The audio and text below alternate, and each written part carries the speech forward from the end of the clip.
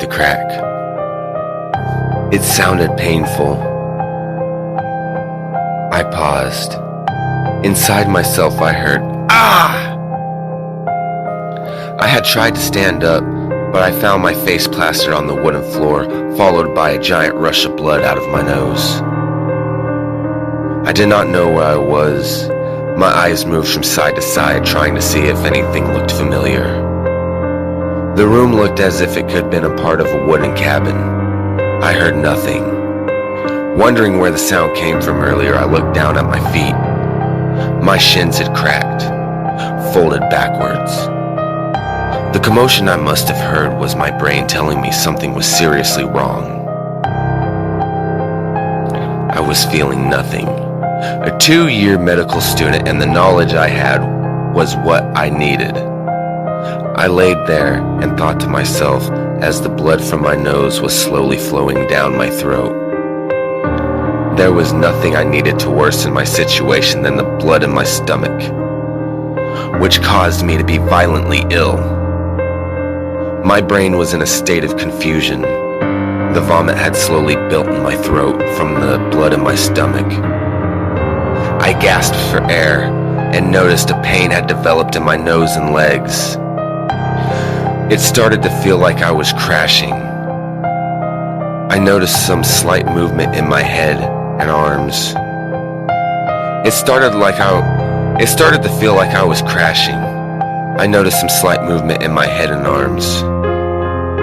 Every new motion, I achieved pain. The only answer that seemed practical was I had been drugged, passed out, and left here. Why? I heard a noise on the opposite side of one of the 4 walls. I was trapped. There was no visible door in the room. I just gruntedly sighed. "Close your eyes," a muffled voice said. "Where am I?" I asked, bubbling the vomit in my throat with every word I spoke. "Say nothing," said the muffled voice. A spike, 1 inch from my nose, penetrated the floor upward. I flinched back. I was in the crossfire of flight and pain from my response. "Close your eyes," said the muffled voice. I closed my eyes. I heard a sound bounce off the floor. It sounded like a tic-tac. I had become familiar with that sound from the nurses dropping medicine on the hospital floor. I opened my eyes. It laid in the opposite corner of the room. "What is it?" I gargled. "Your choice," answered the muffled voice. I don't understand." I laid there for a while and heard nothing. Every motion I made after that was overweighed with pain. The comfort that I had enjoyed, but for a mere second here and there, no longer existed. "Do you remember what you said at the last lunch date you had with your fiancé?" "What exactly?" I asked as I moved closer to the pill. I don't understand." "Everything," the muffled voice said with slight enjoyment.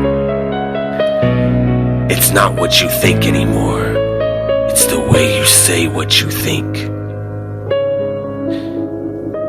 "In case you can't tell, I'm in a little bit of pain right now. Translate," I said sarcastically as randomly shaped pieces of vomit flew from my throat. "You will die, executed, as you have wished of others," the muffled voice said with no remorse. "Your judge and jury. NIA in your smartphone. And I am your executioner." "Who is this?" I yelled. 1. My options had dwindled. The pain was getting higher, and the pill looked faint in the distance. My sight was fading. The splinters that were weaving my broken shins together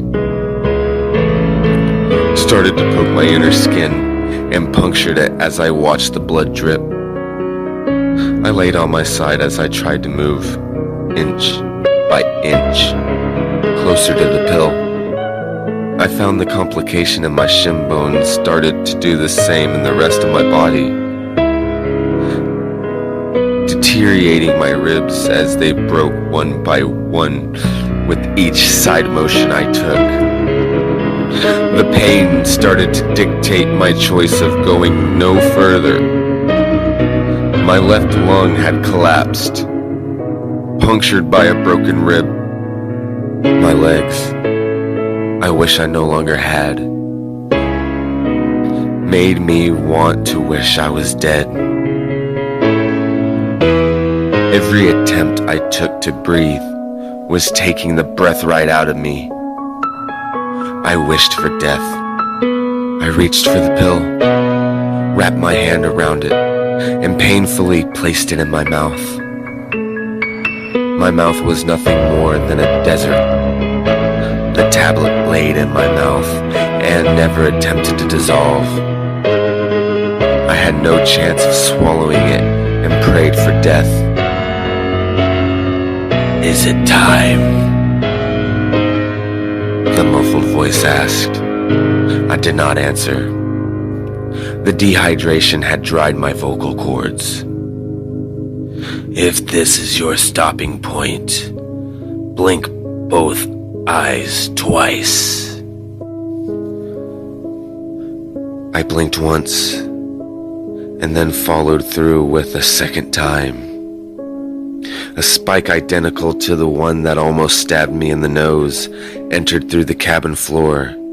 It stabbed me in the back of the neck, through my spine. The pain exited. I would have smiled, but that luxury is something I no longer had. I laid there as my eyes softly closed and everything departed.